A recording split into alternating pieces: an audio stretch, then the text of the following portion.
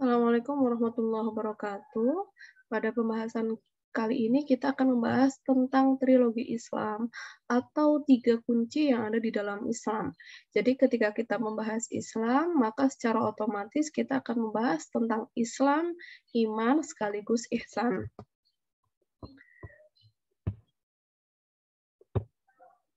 Kita akan membahas tentang pengertiannya terlebih dahulu.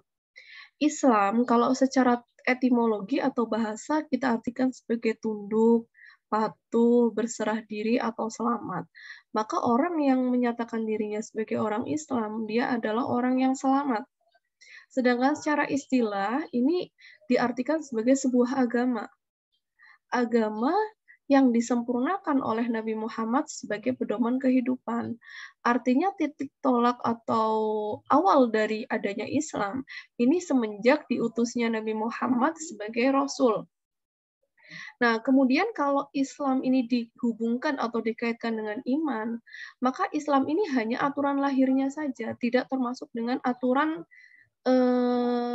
kebatinan ya. Karena kalau batin ini nanti nyambungnya pada iman. Tapi kalau lahir ini dihubungkan dengan Islam, gitu ya.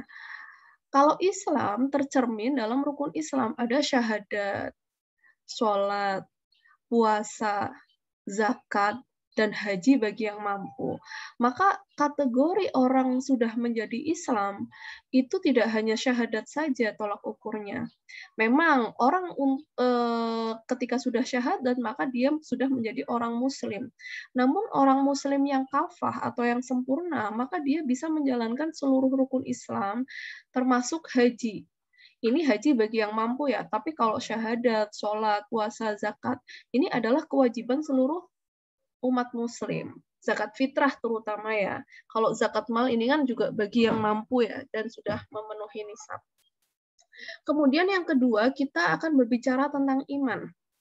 Kalau iman secara bahasa kita artikan sebagai meyakini atau mempercayai. Kalau secara istilah kita artikan sebagai membenarkan dengan hati, diikrarkan dengan lisan, dan dilakukan dengan perbuatan. Maka yang namanya iman ini tercermin dalam rukun iman. Kita tidak hanya kemudian percaya gitu ya, percaya adanya Allah, percaya adanya malaikat, kitab, rasul, hari kiamat, qada dan qadar. Kita tidak hanya percaya gitu. Kita membenarkan atau benar-benar yakin bahwasanya 6 iman ini ada, 6 wujud dari Allah, kitab, malaikat, rasul itu ada, bahkan sampai hari kiamat.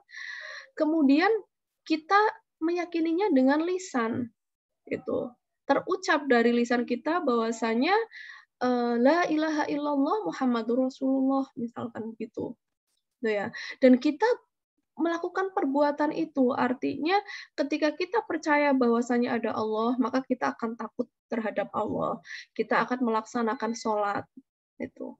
Ketika kita takut, kita percaya pada hari kiamat, percaya amalan kita akan dihisab, maka kita akan melakukan perbuatan-perbuatan baik. Tidak hanya percaya saja, tapi harus sampai pada membuktikan bahwasanya memang kita benar-benar yakin adanya hari kiamat nanti. Selanjutnya adalah ihsan. Ihsan ini berbuat baik. Maksudnya bagaimana? Ini merupakan rangkaian dari iman, Islam, dan ihsan. Jadi ketika kita sudah meyakini ya, kita sudah meyakini bahwasanya ada Allah, ada malaikat, ada rasul, dan lain sebagainya. Ketika kita sudah yakin pada rukun iman, maka kita menjalankan Islam, sholat, puasa, zakat. Ketika kita sudah menjalankan Islam, maka output atau dampak yang akan kita dapatkan adalah ihsan.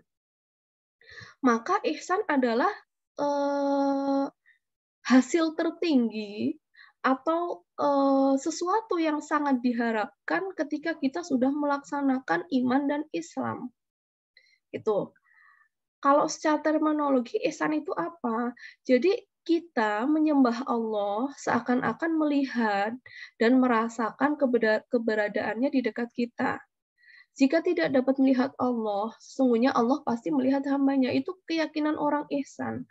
Maka levelnya orang ihsan ini sudah tidak main-main ya. Jadi dia sudah sangat yakin bahwasanya Allah itu ada. Saya melakukan perbuatan iman, perbuatan Islam, itu semata-mata karena Allah. Bukan karena takut dosa gitu ya, tapi semata-mata karena Allah melihat saya, misalkan begitu. Ini output yang diharapkan dalam ihsan. Kemudian ketika kita melihat aspek ihsan sebagai sebuah kualitas hubungan manusia dengan Tuhannya ya, ada dalam ibadah, muamalah, dan akhlak gitu. Jadi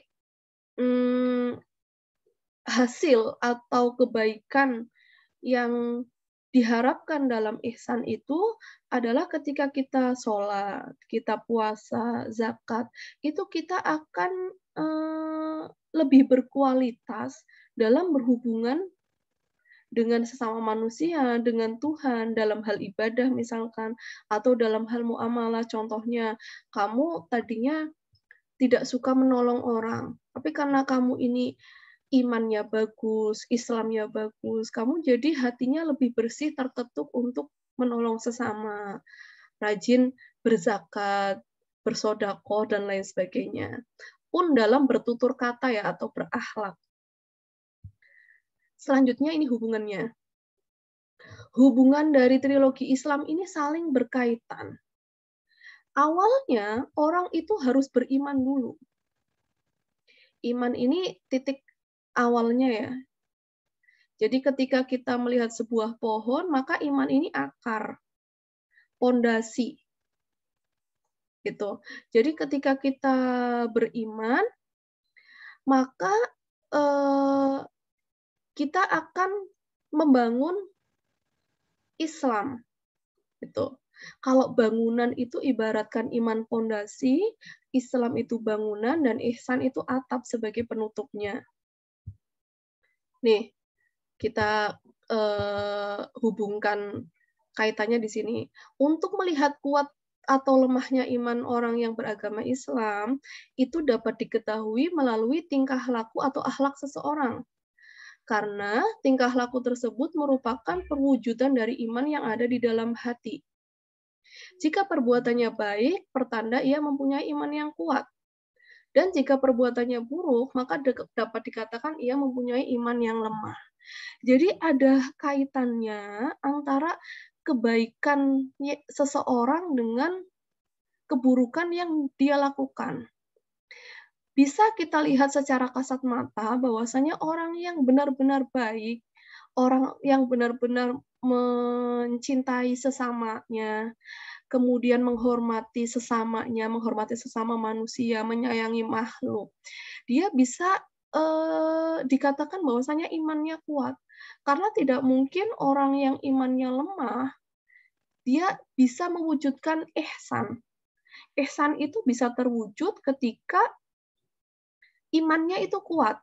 Tidak hanya iman kuat, tapi kalau Islamnya itu tidak kuat juga tidak bisa. Nah, kalau kita ibaratkan sebagai bangunan rumah, misalkan nih pondasinya sudah kuat, imannya bagus, dia malas-malasan mengerjakan sholatnya. Artinya dia bangunannya atau temboknya tidak kuat, retak-retak. Bagaimana mungkin dia bisa membangun atap ihsannya itu bisa kuat kalau misalkan dari tembok bangunannya itu tidak kuat?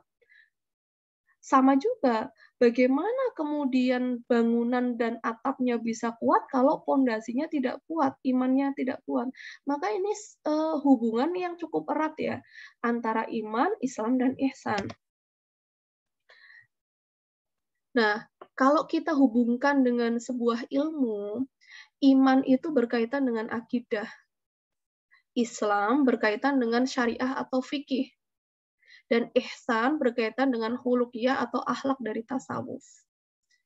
Ya, kalau dari ketiga hal di atas, maka dalam perkembangan ilmu, ilmu terkelompok menjadi ilmu akidah, membahas tentang keimanan, ilmu fikih membahas tentang Islam. Dalam fikih kan dibahas bagaimana tata cara sholat, puasa, zakat, kemudian akhlak, bagaimana cara kita berhubungan dengan Tuhan, dengan sesama manusia. Nah, maka dalam Islam kita harus belajar 3 ilmu dasar ini, ya akidah, fikih, dan akhlak. Karena ketika kita mau menjadi pribadi Muslim yang kuat atau mukmin ya, ini maka kita tidak bisa meninggalkan salah satunya. Bisa nggak hanya belajar fikih? Tidak bisa. Ketika orang kok hanya belajar fikih, belajar bagaimana tata cara sholat saja, dia tidak belajar bagaimana akidahnya dan akhlaknya, dia akan menjadi pribadi yang tidak rahmatan lil alamin, gitu. Dia menjadi pribadi yang saklek. Kamu harus sholat. Dari kalau ada orang mau sekarat, kamu tetap wajib sholat, nggak boleh kemudian kamu menolong. Tapi kalau kita belajar mengimbangi dengan akidah dan akhlak, ternyata kita memang wajib sholat. Tapi ketika ada darurat, misalkan ada orang di depannya sekarat, maka kita boleh menunda sholat dan menolong orang terlebih dahulu. Itu. Ini logikanya seperti itu. Maka tidak boleh kemudian hanya belajar fikih saja tanpa mengimbangi akidah dan akhlaknya. Implementasi iman, Islam, dan ihsan, ini intinya ya. Intinya bahwasanya ketika kita bisa mengimplementasikan iman, Islam, dan ihsan, maka kita akan menjadi pribadi yang sempurna. Itu yang diharapkan dalam Islam. Tidak arogan, tidak saklek. Kita menjadi pribadi yang luwes, kemudian santun. Maka kalau kita melihat ulama-ulama Nahdlatul Ulama ya, ulama-ulama seperti Gus Dur, Gus Baha, ulama-ulama NU, ini ulama-ulama yang moderat. Karena memang ketika kita membahas Islam, sejatinya Islam itu moderat. Tidak kemudian Islam itu saklek harus A ya A, tidak. Islam memberikan kelonggaran pada beberapa kasus gitu ya.